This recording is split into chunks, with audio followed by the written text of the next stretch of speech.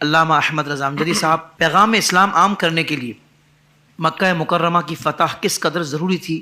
فتح مکہ سے مسلمانوں کو کیا کیا فوائد حاصل ہوئے، اس بارے میں شرح فرمائیں۔ شروع ہی سے اللہ تبارک و تعالیٰ نے مکۃ المکرمہ کو ہر اعتبار سے بڑی عظمتیں عطا فرمائیں، اور کیوں اس میں عظمتیں نہ ہوں کہ یہ انبیاء کا مسکن ہے۔ اور پھر قرآن مجید فرقان حمید نے جو ذکر کیا، ہم قرآن کی روشنی میں لیں، مکے میں بہت خوبیاں ہیں، بہت عظمتیں ہیں، وہاں انبیاء بھی جلوہ گر، وہاں زمزم بھی موجود، وہاں حتیم بھی موجود، وہاں خانہ کعبہ بھی موجود، وہاں میزاب رحمت بھی موجود، وہاں مستجاب بھی موجود، وہاں ملتزم بھی موجود، سب موجود۔ لیکن رب کیا فرماتا ہے؟ لا اقسم بہذا البلد وانت حل بہذا البلد،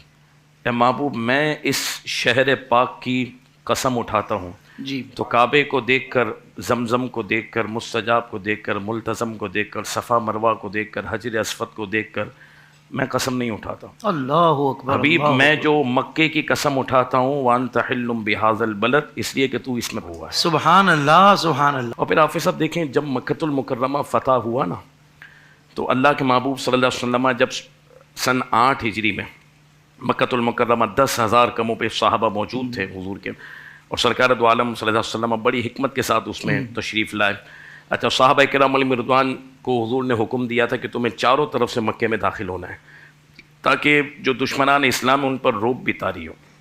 حضور جانتے تھے کہ آج مجھے عام معافی کا اعلان کرنا ہے، اور مجھے حضرت یوسف علیہ السلام کے طریقے کو بھی بتانا ہے، لیکن مکے کے رہنے والوں پر رعب اور دبدبا بھی ہو، پتہ چلے کہ حضور جان عالم کے غلام اب آ رہے ہیں۔ کیا بات! تم نے جن کو مجبور کیا تھا، اللہ نے انہیں ایسی فتح عطا فرمائی، انا فتحنا لک فتحا مبینا۔ محبوب ہم نے تمہیں روشن فتح عطا کی ہے۔ اب اللہ کے محبوب جب آئے تو حضور نے فرمایا چاروں طرف سے صحابہ کو داخل ہونا ہے۔ حضرت سعد بن عبادہ دیگر اور اصحاب کے ساتھ حضور نے صحابہ کو جوڑ دیا۔ اب جب وہ داخل ہوئے تو جو بڑے بڑے سردار تھے جنہوں نے حضرت صدیق اکبر پر ظلم کیا تھا، حضرت خبیب پر ظلم کیا تھا، حضرت بلال حبشی کو گھسیٹا تھا، وہ سب موجود تھے نا۔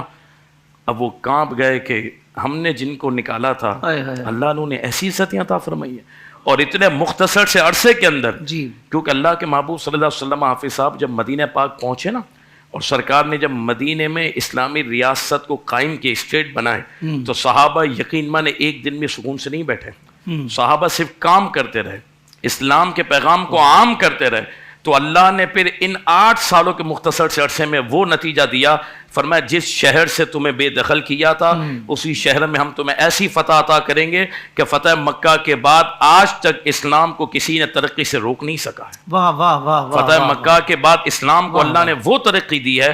کہ کبھی پیچھے اسلام گیا ہی نہیں ہے، ہر لمحے اللہ نے بلندی عطا فرمائی۔ فرمایا تمہیں آزمائش ہوئی، رسول اللہ صلی اللہ علیہ وسلم کے صحابہ جب مکے کو چھوڑ رہے ہیں تو آنکھوں میں آنسو ہیں، لیکن اللہ کے محبوب علیہ الصلوۃ والسلام کو پتا تھا، رب نے بتایا تھا کہ حبیب وہ وقت آئے گا کہ جب تم اس مکۃ المکرمہ کو فتح کرو گے۔ 360 بت وہاں پر نصب تھے، مسلمانوں پر پابندی تھی، آنے نہیں دیا جا رہا تھا، لیکن جب مکہ فتح ہوا، اللہ کے محبوب نے جب طواف کیا، وہاں نماز پڑھی، حضرت مولا علی رضی اللہ عنہ حضور کے ساتھ موجود ہیں، جب ایک ایک بت کو گرایا تو پھر کعبہ بھی جھوم کر کہتا تھا کہ آج وہ ہستی آ گئی جن کی وجہ سے اللہ نے مجھے بھی عزتیں عطا فرمائی۔ واہ واہ واہ! تو آپ نے جو بات کی نا کہ فتح مکہ کے بعد مسلمانوں کو کیا فائدہ پہنچا، آج تک اسلام میں جو عروج اور بلندی ہے نا، اس کے پیچھے فتح مکہ کا بہت بڑا کردار ہے۔ کیونکہ جب مکہ فتح ہو گیا نا، اب جو اطراف کے جو عرب تھے، جو دیگر ممالک تھے، وہ ویسے سرنڈر ہو گئے کہ قریش جیسوں نے اب ہتھیار ڈال دیے۔ قریش وہ تو کسی کو خاطر میں نہیں لاتا تھا۔ اب حضور نے جو صلح حدیبیہ کے موقع پہ جو سن 6 ہجری میں جو معاہدہ ہو گیا تھا نا، اس کے بعد 2 سالوں کے اندر جب امن کی صورتحال تھی تو بہت زیادہ جوگ در جوگ لوگ حضور کے دامن سے وابستہ ہوئے، اسلام کی پاور بنتی رہی۔ اب جب پوری شان کے ساتھ 8 ہجری میں جب مکۃ المکرمہ میں اللہ کے محبوب نے قدم رکھا اور اپنے اعلان کر دیا محبوب ہم نے تمہیں فتح دی، تو اس کے بعد وہ دشمنان اسلام پر رعب طاری ہوا کہ جن کے نصیب میں تھا وہ قریش کو دیکھ کر ویسے ہی پگھل گئے اور اللہ کے محبوب پہ دامن سے وابستہ ہو گئے، اور چاروں طرف یہ پیغام پہنچ گیا کہ اب مکے کے رہنے والے قریش نہیں کھڑے رہ سکے تو تم کہاں کھڑے رہ سکتے ہو۔ تو حضور جان عالم کی تشریف آوری، مکے کو فتح کرنا اور رعب اور دبدبے کے ساتھ، اور وہ اللہ نے آپ کو عظمتیں عطا کی کہ آپ کا آنا بتوں کا گرنا، صحابہ کا وہاں پہنچنا، اس نے ایسی اسلام کی تبلیغ کر دی جو لوگ اسلام کے دامن سے وابستہ ہوئے، اور اللہ نے آج تک اس کو بلندی عطا فرمائی۔ علامہ صاحب ایسا ہی ہے نا، دو فائدے ہوئے، ایک تو جو آپ نے ارشاد فرمایا کہ روب ایسا قائم ہو گیا اس فتح سے کہ جو بہت ساری طاقتیں تھیں انہوں نے کہا جب قریش نہیں ٹھہر سکے تو پھر ہمارا کیا ہوگا، ایک یہ فائدہ یعنی اس انداز سے، اور دوسرا انداز کہ جب عام معافی اور ایسی معافی دی گئی کہ ظاہر بات ہے کہ اس کا ایک الگ اثر دنیا بھر میں پہنچا ہوگا کہ یار یہ کیسی فتح تھی۔ وہ تو مکے والے جتنے بڑے بڑے بدماش تھے نا وہ پگھل گئے، اللہ کہ آج تو جو چاہتے حضور کر سکتے ہیں، لیکن اللہ کے محبوب نے بتایا نہیں، جو ابو سفیان کے گھر میں داخل ہو، مندار ابی سفیان، جو ابو سفیان کے گھر میں داخل ہو فقط آمین، وہ بھی امن والا ہو۔ سب کو اللہ نے امان عطا فرما دی، کہ اللہ رب العالمین کے محبوب کی حکمت بھی تھی کہ روب میں کیسے لینا تھا، حضور نے وہ بھی کر کے بتایا، اور اندر رہنے والوں کو اپنا کیسے کرنا تھا، اللہ کے محبوب نے یہ بھی کر کے بتایا۔ سبحان اللہ، سبحان اللہ۔ زندگی کے تمام شعبوں میں